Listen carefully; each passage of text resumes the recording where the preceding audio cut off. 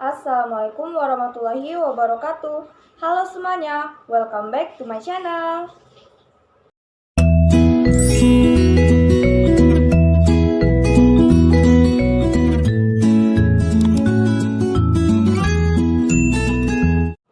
Apa kabar teman-teman semuanya? Semoga selalu sehat ya. Di video kali ini, aku akan membahas sebuah materi tentang filsafat dan sejarah pendidikan di Indonesia.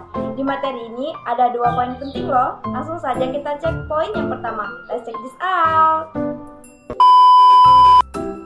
Poin yang pertama yaitu tentang apa landasan filsafat pendidikan di Indonesia. Pancasila itu adalah jiwa seluruh rakyat Indonesia, kepribadian bangsa Indonesia, pandangan hidup bangsa Indonesia, dan dasar negara Republik Indonesia. Karena itulah Pancasila dianggap sebagai sumber dari segala sumber nilai yang menjadi pangkal serta muara dari setiap keputusan dan tindakan dalam pendidikan. Dengan kata lain, Pancasila adalah sumber sistem nilai dalam pendidikan. Poin yang kedua yaitu tentang apa sejarah pendidikan di Indonesia. Yang pertama, bagaimana sejarah pendidikan di Indonesia pada masa kolonial? Sebenarnya pendidikan di Indonesia sudah dimulai pada zaman penjajahan Belanda. Akan tetapi pendidikan masih ditentukan oleh pertimbangan ekonomi dan politik Belanda di Indonesia. Awal dari dimulainya perkembangan pendidikan di Indonesia itu adalah saat Belanda kesulitan keuangan akibat peperangan Diponegoro. Sehingga untuk mensiasati masalah tersebut, Belanda menerapkan kerja paksa.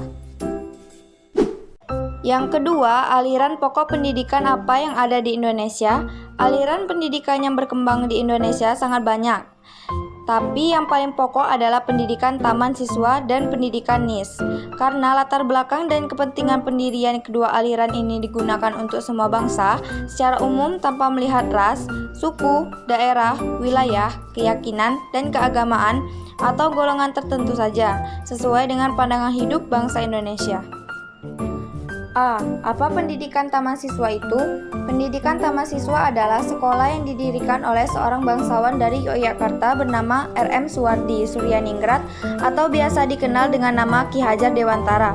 Pada 3 Juli 1922, setelah 1 tahun mengajar di Abdi Dharma, Ki Hajar Dewantara mendirikan sekolah yang sesuai dengan cita-citanya, sendiri dengan nama National Underwise Institute Taman Siswa, yang kemudian diubah menjadi Perguruan Kebangsaan Taman Siswa. Yang ketiga, bagaimana pendidikan Indonesia setelah kemerdekaan?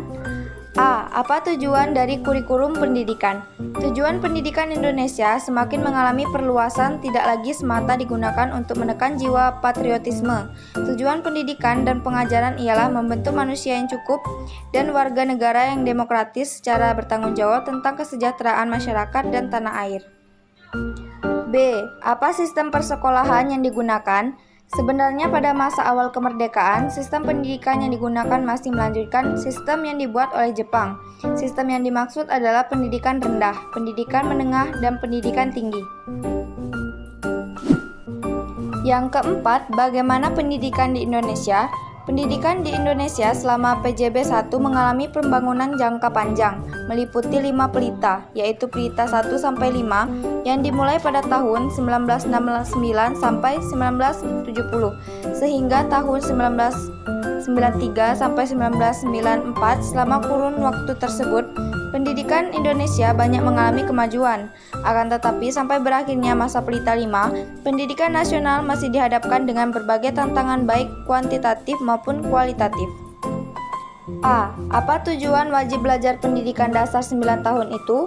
Wajib belajar pendidikan dasar 9 tahun mempunyai 2 tujuan utama yang berkaitan satu sama lain.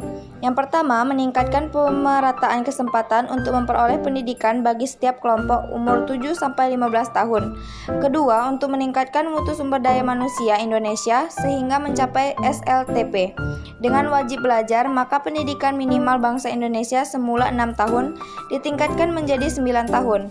Awal dicanangkannya wajib belajar pendidikan dasar ini adalah pada tanggal 2 Mei 1994. Wajib belajar pendidikan dasar 9 tahun untuk tingkat SLTP dicanangkan. B. Kapan pelaksanaan kurikulum 1994? Pelaksanaan kurikulum 1994 dimulai secara bertahap, yaitu dari tahun ajaran 1994 sampai 1995. Kurikulum 1994 disusun dengan maksud agar proses pendidikan dapat menyesuaikan diri dengan tantangan yang terus berkembang, sehingga mutu pendidikan akan terus meningkat. Kurikulum 1984 yang sebelumnya telah berlaku selama 10 tahun dipandang perlu untuk diperbarui, karena menurut hasil-hasil pengkajian ditemukan adanya materi kurikulum yang timpang tindih dan memerlukan penambahan. C. Apa saja kurikulum yang pernah berlaku di Indonesia? Dalam sejarah pendidikan Indonesia, Kementerian Pendidikan dan Kebudayaan Kemendikbud telah melakukan 11 kali pergantian kurikulum pendidikan di Indonesia dalam rentan waktu 1947 sampai 2013, mengutip jurnalis. Itu dia tadi materi tentang filsafat dan sejarah pendidikan di Indonesia. Semoga berguna dan bermanfaat buat kalian semua ya. Terima kasih buat kalian yang sudah nonton video ini sampai habis. Jangan lupa like, comment, share, and subscribe agar aku lebih semangat untuk membuat video selanjutnya. Wassalamualaikum warahmatullahi wabarakatuh. See you